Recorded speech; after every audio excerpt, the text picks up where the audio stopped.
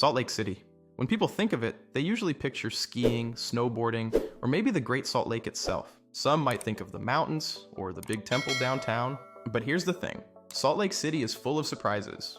Beyond the main attractions, there's this whole other side to the city that's creative, quirky, peaceful, and just plain fun. So today we're going off the beaten path. These are 10 hidden gems in Salt Lake City, spots that locals love, tourists usually miss, and each one with its own story to tell.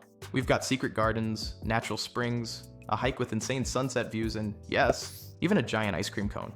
Let's jump in. 1. The Gilgal Sculpture Garden. Tucked away behind a quiet row of houses in downtown Salt Lake, there's a little gate that opens into one of the strangest, most fascinating gardens you'll ever visit. It's called the Gilgal Sculpture Garden, a hidden art park built by one man named Thomas Child back in the 1940s. He was a mason who decided to turn his backyard into a personal masterpiece, a place to express his faith and his imagination through stone. The result? A dozen massive sculptures and more than 70 carved rocks filled with quotes, poetry, and religious symbolism. It's weird, wonderful, and honestly kind of mesmerizing. One of the sculptures here is a sphinx, but instead of the classic Egyptian face, this one has the face of Joseph Smith, the founder of the Latter-day Saint movement. Yeah, it's a little bizarre, but that's the charm of it. Walking through the garden feels like stepping into someone's dream, or maybe their daydream. It's quiet, it's strange, and it makes you think. Gilgal is one of those places that proves art doesn't always need to make sense to be beautiful. Sometimes the weirdest things are the most meaningful. 2. Artesian Well Park. This next one is something most tourists would drive right past and never notice. It's small, it's simple, but it's one of those places that locals swear by. Artesian Well Park looks like a little green space with a few fountains. But these aren't just fountains. This is natural spring water that's been flowing from underground for over a century. Locals come here every day with big jugs to fill up, chat, and collect their fresh water. And it's totally free. There's something kind of wholesome about it. You show up, wait your turn, talk to people, and fill up your bottles. Everyone's friendly, the water's ice cold, and it's all natural. This is the kind of spot that makes you feel like you're part of a community, even if you're just visiting. No ticket, no tour, no souvenir shop. Just pure, clean water bubbling up from the ground. A reminder that sometimes the best things in life are the simplest ones. Part 3, Ensign Peak. If you want the best view of Salt Lake City, skip the observation decks and head up to Ensign Peak. It's a short, easy hike, only about half a mile to the top. But once you're up there, you can see everything. The downtown skyline, the mountains, the Great Salt Lake in the distance. This peak has a lot of history too. When the first pioneers arrived in the Salt Lake Valley back in 1847, they climbed this exact hill to get a view of their new home.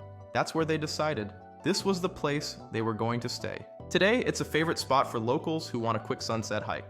The view up there is ridiculous, especially when the city lights start to glow and the sky turns pink and orange. It's peaceful, it's inspiring, and it gives you a real sense of how massive and beautiful the valley is. Bring some water, a snack, and your camera, and trust me, you'll want to stay until the sun goes down. 4. This is the Place Heritage Park. Now let's go back in time, a lot of time. This is the Place Heritage Park is like walking into a 19th century pioneer village, complete with log cabins, blacksmith shops, and even people dressed up like it's the 1850s. You can ride a horse, churn butter, pan for gold, or just wander around watching how life used to be here in Utah's early days. It's part museum, part amusement park, and part time machine. Even if you're not a huge history buff, there's something really charming about this place. It's interactive and family friendly, but it also has this quiet beauty, because it sits on the same hill where those early settlers looked down at the valley for the first time and said, "This is the place." The view from up there is incredible. You can see the whole city spread out beneath you, framed by mountains on every side. It's a reminder of how much this place has changed and how far it's come. 5. The Salt Lake City Public Library. I know what you're thinking. A library? Really? Hear me out. This isn't your average library. The Salt Lake City Public Library is actually one of the most beautiful buildings in the entire city.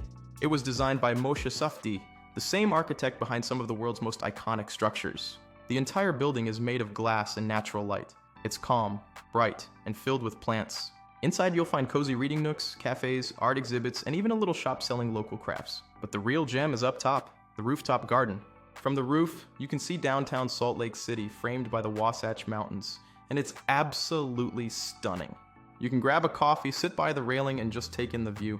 It's peaceful, inspiring, and totally free to visit. This place proves that beauty can be found anywhere, even in a library. 6. Sugar House Park and the Sugar House neighborhood. If you want to experience Salt Lake like a local, head to Sugar House. It's one of the oldest neighborhoods in the city, but today it's full of life, with hip cafes, boutiques, and a big park that's basically the community's backyard. Sugar House Park is huge. There's a pond in the middle, trails that circle around it, and these rolling green hills that look amazing against the mountains in the distance. In the summer, you'll see people having picnics, playing frisbee, or just chilling by the water. In the winter, it turns into one of the best sledding spots in the city. And right nearby, there are tons of cool coffee shops and bakeries. Sugar House just feels real. It's not trying to impress you. It's just being itself. 7. The gateway murals and downtown street art. Downtown Salt Lake might be known for its clean streets and big buildings, but look a little closer, and you'll find something colorful hiding in plain sight. There's a growing street art scene here, especially around the Gateway District. Huge murals stretch across walls and alleyways, showing off everything from local wildlife to social messages to completely abstract designs. Each one tells a story. Some are painted by local artists, others by visiting muralists from all over the country. It's a side of Salt Lake City that a lot of people never see. Creative, expressive, and full of energy. Spend an afternoon walking around downtown with a camera, and you'll find art in the most unexpected places. It's the kind of thing that makes the city feel alive, like it's constantly reinventing itself. 8. The Snellgrove Ice Cream Cone. Okay, this one's just plain fun. There's a giant ice cream cone, like 30 feet tall, sitting on the side of the road in Salt Lake City. It used to belong to the old Snellgrove Ice Cream Company, which was a big local brand back in the day. The factory is gone now, but the cone stayed, and it's become this quirky local landmark. It's big, it's colorful, and it's kind of ridiculous in the best way possible. You can't really do much there besides take a photo, but honestly, that's reason enough to stop. It's one of those weird little pieces of history that makes a city feel special. Every city has its oddities, and this one's Salt Lake's sweetest. 9. The Saltaire Pavilion. Just outside the city, on the edge of the Great Salt Lake, there's this massive building called the Saltaire Pavilion. Today, it's mostly used as a concert venue, but its story goes way back. The original Saltaire opened in the 1890s and was known as the Coney Island of the West. It had roller coasters, dancing pavilions, and thousands of visitors every weekend. Over the years, it was rebuilt multiple times after fires and floods, but it never lost its magic. Now, when you visit, it has this haunting beauty, sitting alone near the lake, with mountains behind it and wide open sky above. It's quiet most days, but if you go at sunset, the light reflecting off the lake makes everything glow gold and pink. It's peaceful, a little eerie, and incredibly photogenic. Even if you don't catch a concert there, it's worth visiting just to walk along the shore. And imagine what it must have been like a century ago. The music, the laughter, the lights. 10. Memory Grove Park and City Creek Canyon. We're finishing our list with one of the most peaceful places in Salt Lake City, Memory Grove Park. Almost. Just a few blocks from downtown, you'll find this long, tree-filled park that runs along a gentle creek. It's quiet, shady, and feels miles away from the city noise. The park is dedicated to Utah's veterans, and it's filled with memorials, old bridges, and trails that connect to City Creek Canyon, which stretches deep into the mountains. Perfect place for a walk, a jog, or just some quiet reflection. You'll see people walking dogs, kids playing in the water, and couples sitting by the stream talking softly. It's simple, it's calm, and it captures what I love most about Salt Lake City. That mix of nature and community, side by side. If you only have time for one peaceful moment here, make it this one. And that's it. 10 hidden gems in Salt Lake City. This city is full of surprises. Sure, it's known for skiing, snowboarding, and the Great Salt Lake, but beyond that, there's this whole other side. One that's creative, laid back, and quietly beautiful. From quirky art to quiet parks, from fresh mountain water to forgotten history, Salt Lake City has so much more to offer than people think. So next time you're here, skip the tourist checklist and try something different. Take a walk, talk to the locals, and explore the weird, wonderful corners of this city.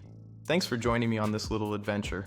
If you found a new spot you want to check out, hit the like button and tell me in the comments which hidden gem was your favorite. And if you're from Salt Lake, drop your own recommendations below. I'd love to hear where I should explore next time. Don't forget to subscribe for more travel stories like this. Thanks for watching, and I'll see you in the next city.